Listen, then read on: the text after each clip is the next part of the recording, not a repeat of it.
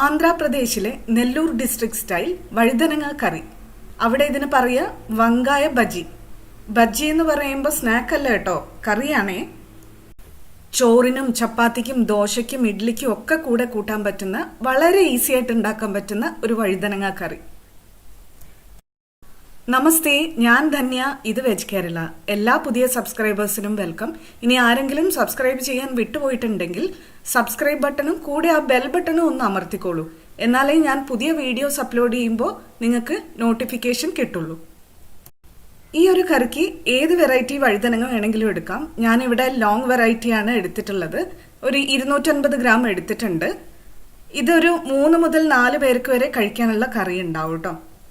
ചെറുതായിട്ട് കട്ട് ചെയ്ത് ഉപ്പുവെള്ളത്തിൽ ഇട്ട് വെച്ചിട്ടുണ്ട്. ഈ ടൈപ്പ് വഴുതനങ്ങ വളരെ പെട്ടെന്ന് കറുത്തു പോകും, അതുകൊണ്ട് ഉപ്പുവെള്ളത്തിൽ ഇട്ട് വെച്ചിട്ടുണ്ട്, കറുത്തു പോവില്ല. ഈ ഒരു പാകത്തിന് കട്ട് ചെയ്താൽ മതി കേട്ടോ.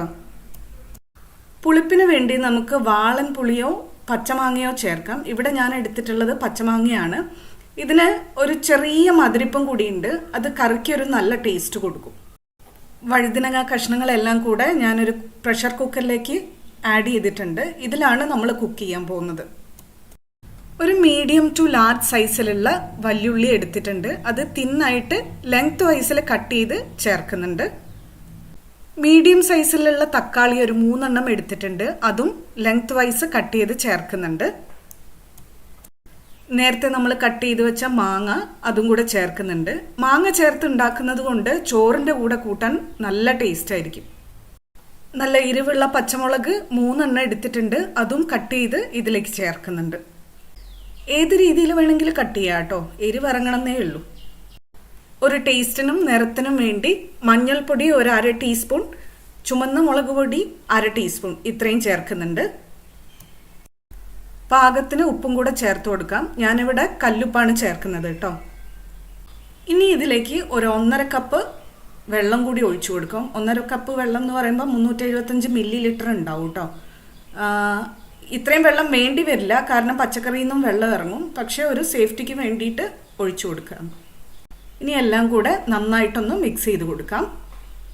അതിനുശേഷം കുക്കർ അടച്ച് ഒരു 4 മുതൽ 5 വിസിൽ വരെ കൊടുക്കാം. എന്തിനാ ഇത്രയും അധികം വിസിലെന്ന് നിങ്ങൾ ചിന്തിക്കുന്നുണ്ടാവും അല്ലേ? ഇതൊക്കെ നന്നായിട്ട് ഉടച്ചെടുത്തിട്ടാണ് ഈ കറി ഉണ്ടാക്കുന്നത്. അതുകൊണ്ട് നന്നായിട്ട് വെന്ത് കിട്ടാൻ വേണ്ടിയിട്ടാണ് 4-5 വിസിൽ വെക്കുന്നത്. ഇതപ്പോൾ 5 വിസിലിന് ശേഷം കുക്കർ തുറന്നിട്ടുണ്ട്. കഷ്ണങ്ങളൊക്കെ നന്നായിട്ട് വെന്തിട്ടുണ്ട്. ഇത് നമ്മൾ ഉടച്ചെടുക്കാൻ പോവുകയാണ് ഇനി. പക്ഷെ അതിന് മുന്നേ എക്സസ് ആയിട്ടുള്ള വെള്ളം നമ്മളൊരു പാത്രത്തിലേക്ക് മാറ്റി വയ്ക്കുകയാണ്. അത് നമ്മൾ കളയില്ല, കാരണം അത് നമുക്ക് പിന്നീട് കറിയുടെ കൺസിസ്റ്റൻസി അഡ്ജസ്റ്റ് ചെയ്യാൻ വേണ്ടി വരും. ഒരു പാത്രത്തിലേക്ക് ഈ വെള്ളം അരിച്ച് ഒഴിച്ചു വയ്ക്കുകയാണ്. എൻ്റെ കയ്യിൽ ഈ പൊട്ടാറ്റോയും പരിപ്പൊക്കെ ഉടയ്ക്കുന്ന ഒരു ഉപകരണമുണ്ട് മരത്തിൻ്റെ. അത് വെച്ചിട്ടാണ് ഞാൻ ഈ കറിയുടെ കഷ്ണങ്ങൾ ഉടയ്ക്കാൻ പോകുന്നത്. നന്നായിട്ട് ഉടച്ചു കൊടുക്കാം. ഈ ഉപകരണം തന്നെ വേണമെന്നില്ല കേട്ടോ. നമ്മുടെ തവിയില്ലേ, സാധാരണ തവി, അതുപയോഗിച്ച് ഉടച്ചു കൊടുത്താലും മതി. മിക്സിയൊന്നും വേണ്ട. ഇത് കണ്ടോ, ഇതുപോലെ ആയി കിട്ടണം. ഇതിപ്പോൾ റെഡിയാണ്. ഇനി ഇതിലേക്ക് വേണ്ട താളിപ്പ് നോക്കാം. താളിപ്പാണ് ഇതിലെ പ്രധാനം. അതിനുവേണ്ടി ഒരു പാൻ മീഡിയം ഫ്ലെയിമിൽ വെച്ചിട്ടുണ്ട്. 2 മുതൽ 3 ടേബിൾ സ്പൂൺ ഓയിൽ ഒഴിച്ചു കൊടുക്കാം. വെജിറ്റബിൾ ഓയിൽ ഒഴിച്ചു കൊടുക്കാം. എണ്ണ ചൂടാകുമ്പോൾ 1 ടീസ്പൂൺ കടുകും 1/4 ടീസ്പൂൺ ഉലുവയും ചേർത്ത് കൊടുക്കാം. കടുക് പൊട്ടിത്തുടങ്ങുമ്പോൾ അതിലേക്ക് 1 ടേബിൾ സ്പൂൺ കടലപ്പരിപ്പും 1/2 ടീസ്പൂൺ ജീരകവും ചേർത്ത് കൊടുക്കാം. ചേർത്ത് കൊടുത്തിട്ട് ഒരു 10-15 സെക്കൻഡ് നേരം ഒന്ന് ഇളക്കി കൊടുക്കാം.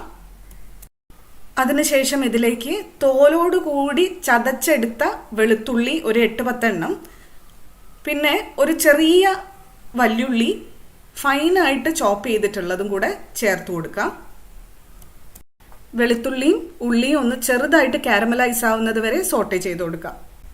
ഇതുപോലെ ആയി കിട്ടണം. ഇനി നമ്മൾ ഇതിലേക്ക് ചേർക്കാൻ പോകുന്നത് ഒരു 3-4 വറ്റൽമുളകും ഒരു 2 തണ്ട് കറിവേപ്പിലയാണ്. ഇത് രണ്ടും ചേർത്തിട്ട് ഒരു 8-10 സെക്കൻഡ് നേരം ഒന്ന് സോട്ടേ ചെയ്യാം. ഇനി നമുക്ക് ഫ്ലെയിം ഓഫ് ചെയ്യാം, തീ അണച്ചു കൊടുക്കാം. എന്നിട്ട് ആ വെളിച്ചെണ്ണയുടെ ആ ചൂടിലേക്ക് നമ്മൾ ചേർക്കാൻ പോകുന്നത് കായത്തിൻ്റെ പൊടി ഒരു 1/2 ടീസ്പൂൺ, മഞ്ഞൾപ്പൊടി 1/2 ടീസ്പൂൺ, ചുമന്ന മുളക് പൊടി 1/2 ടീസ്പൂൺ. ഇത് 3ഉം ചേർത്ത് ഒരു 5-6 സെക്കൻഡ് നേരം ഒന്ന് ആ ഓയിലിൽ തന്നെ ഒന്ന് വഴറ്റി കൊടുക്കാം. തീയില്ല കേട്ടോ ഇപ്പോൾ. എണ്ണയുടെ ആ ചൂട് മതി ഇത് മൂന്നും പാകാവാൻ. അപ്പം നമ്മുടെ താളിപ്പ് റെഡിയായി. ഇതിനി കറിയിലേക്ക് ഒഴിച്ചു കൊടുക്കാം. നന്നായിട്ട് മിക്സ് ചെയ്ത് കൊടുക്കാം. എന്നിട്ട് നമ്മൾ നേരത്തെ മാറ്റി വെച്ച വെള്ളമില്ലേ, ഇതിൽ നിന്ന് ഒഴിച്ചു മാറ്റി വെച്ച വെള്ളം, അതുപയോഗിച്ച് നിങ്ങൾക്ക് വേണ്ട കൺസിസ്റ്റൻസിയിൽ ഈ കറി മാറ്റിയെടുക്കാം. ഇനി ഇതിലേക്ക് നന്നായിട്ട് മല്ലിയില ചേർത്ത് കറി ഫിനിഷ് ചെയ്യാം.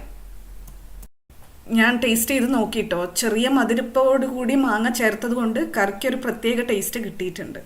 മാങ്ങ ചേർത്തുണ്ടാക്കിയോണ്ട് ഞാൻ നേരത്തെ പറഞ്ഞ പോലെ ചോറിൻ്റെ കൂടെയാണ് ഏറ്റവും ബെസ്റ്റ്. അതുപോലെ തന്നെ പുളി ചേർത്ത് ഉണ്ടാക്കുമ്പോൾ എനിക്ക് തോന്നിയിട്ടുണ്ട് ദോശയുടെ ഇഡ്ലിയുടെ കൂടെയാണ് ഇത് ഏറ്റവും നന്നായിട്ട് ചേരുന്നതെന്ന്. 2 രീതിയിലും വെച്ച് നോക്കൂ കേട്ടോ. അപ്പം നമ്മുടെ വങ്കായ ബജി അഥവാ വഴുതനങ്ങ കറി ഇവിടെ റെഡിയാണ്.